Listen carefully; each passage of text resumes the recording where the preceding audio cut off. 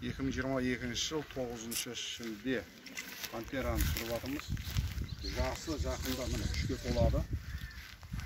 3 жасар қошқар. Исамедин деген бауырымыз мінекей ұстап отыр.